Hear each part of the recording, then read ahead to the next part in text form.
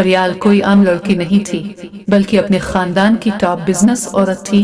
वो अपने खानदान की बड़ी बेटी थी और कबीला पंजाबी थी। इसके साथ काम करना हर एक की ख्वाहिश थी।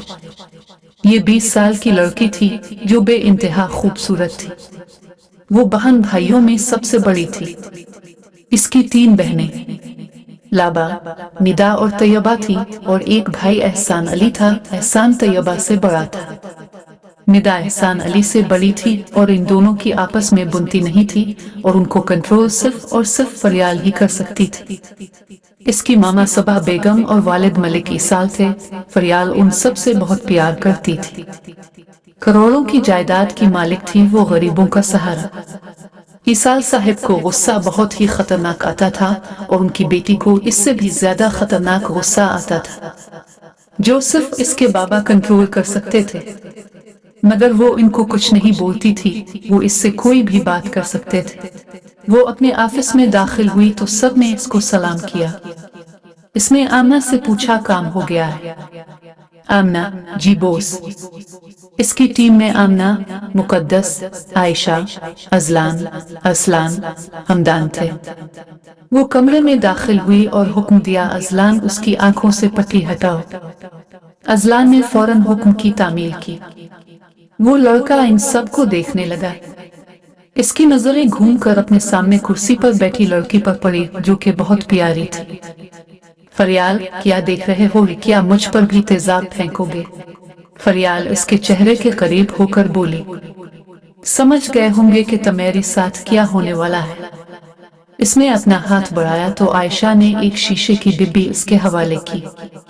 वो लड़का अपनी जान की भीख मांगने लगा, मगर अब इसका कोई फायदा नहीं था क्योंकि वो जिसके कब्जा में था वहां से निकलना नामुमकिन था। इसने वो तेजाब इसके चेहरे पर फेंक दिया और उसकी चीखें बुलंद हुई, तुम मासूम लड़कियों पर फेंकते थे ना और उनकी जिंदगी बर्बाद करती थे। वो बुरी तरह तड़प रहा था मगर इनमें से किसी को इस पर तरस नहीं आ रहा था। आमना, बॉस गोली मार दो। नहीं, इसको भी तड़पने दो, पता लगे इसको कि दर्द क्या होता है। सब खड़े देख रहे थे। असलान, यार अजलान बात सुन। अजलान, हाँ जी। असलान, अगर कोई तुझसे बोले ना कि लड़कियां बहुत नरम दिल होती है, उनको बोझ से मलवा देना। हमदान, वो लड़कियां बुज़दिल होती हैं और हमारी बोझ की बात ही अलग है। असलान, यार वैसे मुझे बोझ की समझ नहीं आती। वो लोग एक दूसरे से सरगोशी कर रहे थे। फरियाल, असलान तो मुझे समझ भी नहीं सकते, तो बेहतर है कि अपने दिमाग पर बोझ मत डालो। बोस सॉरी। असलान सर झुकाकर बोला। वो सोच में था कि मैंने तो आहिस्ता आहिस्ता बोला था, फिर इसको कैसे पता चला। ये लड़की वाकई बहुत शार्प है। वो बाहर जाने लगी तो वापस पलटकर आमना से बोली, गोली मार दो और तुम तीनों इसकी लाश कुत्तों को डाल दो। मुकद्दस और मरियम, तुम यहाँ की सफाई कर दो और हाँ, कल तैयार रहना, हमें गांव जाना है। वो सबको हुक्म देकर चली गई थी। वो सब बहुत खुश थे क्योंकि वो गांव जा रहे थे। उनको गांव में बहुत ज्यादा मजा आता था, दरख्त की छांव में चारपाई पर बैठना और वहां हवेली में रुकना, खेत घूमकर आना। वो लोग खुशी खुशी अपना काम मुकम्मल करने लगे। फरियाल घर में दाखिल हुई तो सब सो चुके थे। वो अपने कमरे में गई और फ्रेश होकर तहज्जुद की नमाज पढ़ने लगी। रात का 1 बज रहा था।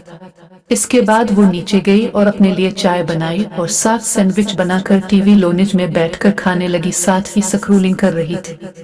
जब उसकी मामा कमरे से बाहर आए, उन्होंने इसको खाने में मगन देखा।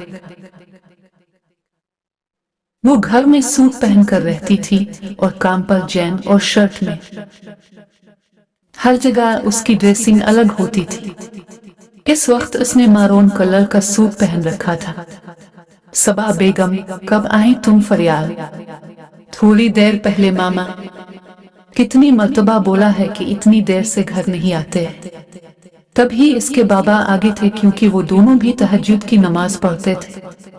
वो किचन में शोर सुनकर महसूस कर चुके थे कि वो फरियाल ही है, क्योंकि ये इसके रोज का मामूल था और वो उनके लिए चाय भी बना लेती थी। आओ जी आओ मुर्शिद। फरियाल ने अपने बाबा को आते देखकर बोली तो वो मुस्कुराते हुए इसके पास बैठ गए। मैं भी सोचूं डीसी के मुर्शिद हिज्जे तक बाहर निकले, मुर्शिद तेवाड़ी चाय की चंचे पिए। मैं भी सोच रही थी कि मुर्शिद अभी तक बाहर नहीं निकले, मुर्शिद अब की चाय किचन में पड़ी है। इसाल साहब, अच्छा क्या, वरना दोबारा बनवानी थी। जाऊं सबा बेगम चाय लिए आओ।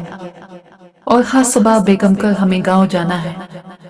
फरियाल इसाल साहिब की निकल उतार कर बोली, अच्छा बेगम साहिबा, एन नवाजिश आपकी मैडम।